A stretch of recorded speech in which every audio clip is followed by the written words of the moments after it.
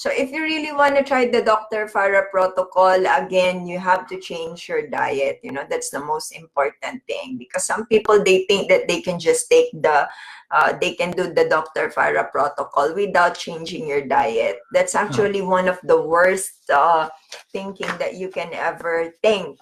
Okay. And about rice for cancer patients, Mom? So again, I have been always telling cancer patients, okay, this is just with Dr. Farrah's protocol, okay?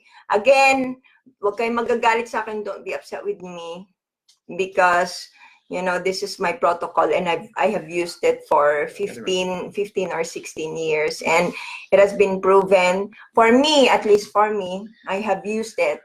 So the rice is easily converted to sugar.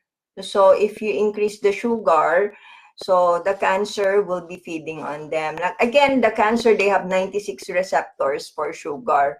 So imagine you have the cancer cells. So kumakain lang yan ng asukal.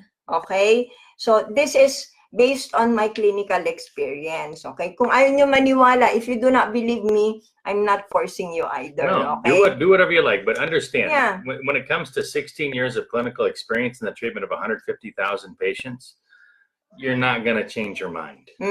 So bati-bati tayo, you know, in the end, we're just, you know, we're just humans.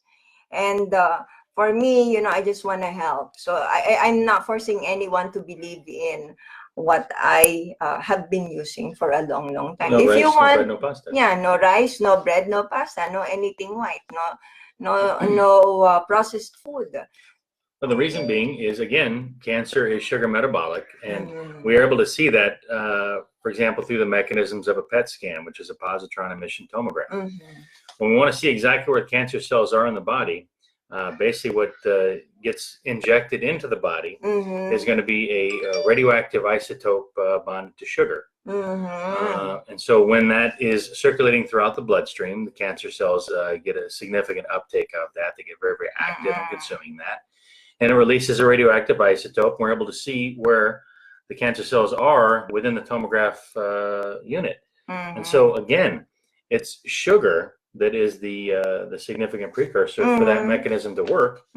So we know that cancer cells are highly sugar metabolic. So why would we have a person consume something that is so rapidly converted into sugar, or things that are high in sugar? I mean, for example, you know, people want to ensure their good health, but maybe they should consider not consuming Ensure. You're right. Yeah. So be careful with the food that you are taking in. You know, it's always better to have foods that you grow, that you personally grow.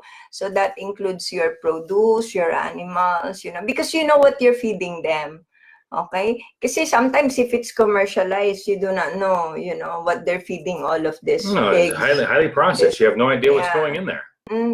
So it's all very important, you know, that you take responsibility over your health. That's the most important thing. Yeah. Is black rice okay?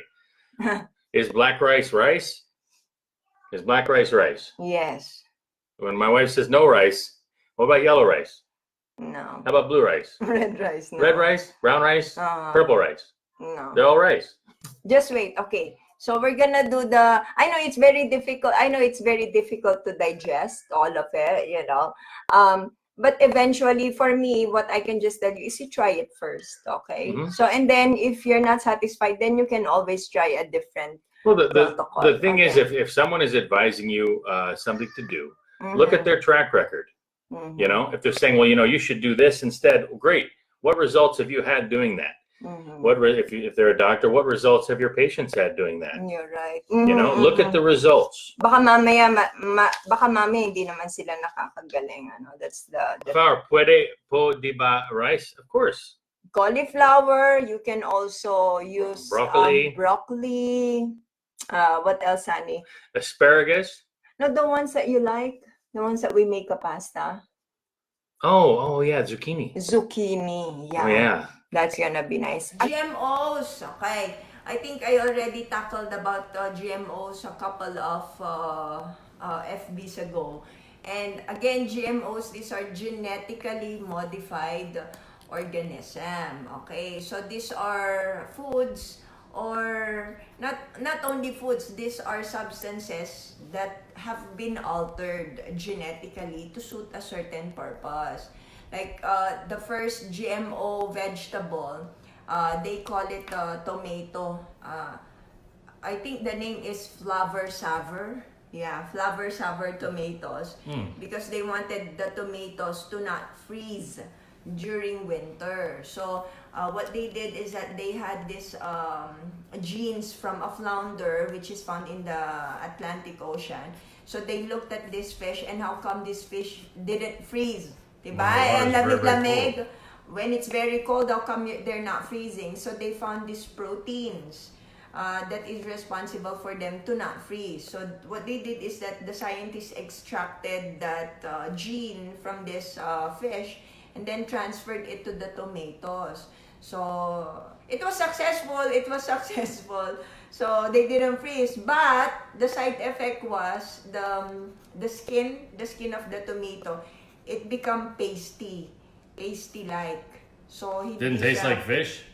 No, it was pasty like. So they lost a lot of money out of that because they weren't able to sell it to the market. Now the problem with GMO, because these are synthetic, basically synthetic. So our body, so when we eat them, our body we do not have the enzyme to break them down. So if we do not have the enzyme to break them down, we can have some form of allergic reaction. Or inflammatory response. Or inflammatory response, because that's the first time in our system that we would just eat something that we do not know. So that's why they would always have inflammatory problems.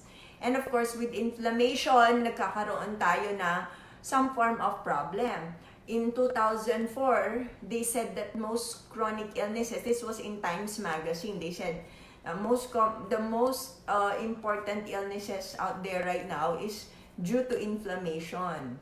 Diba? Even heart attack, brain stroke, cancer, autoimmune diseases. So they are saying that they are linked to inflammatory substances. So we have to be careful. We have to be careful with the food. Also with the things that we are putting in our skin. Kasi baka mamaya, nagkakaroon na tayo ng allergic reaction. So, pwede tayong magkaroon ng sakit. You're prone to have dermatitis for something like that. Yeah. Bye! So, corn. Nako, corn. Corn is a GMO, ate. 95% of corn worldwide is genetically modified. Okay. How about soya? 99%. 99% of soya. That's a xenoestrogen. GMO. Soya is a xenoestrogen. Yeah.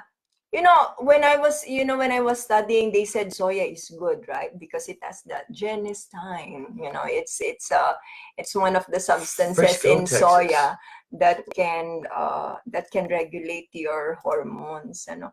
And then with the advent of the genetically modified organism, everything changed. You know, they're not as safe anymore. So they're just foods that it's just an imperfect world, you know. That's what I can say. Imperfect world.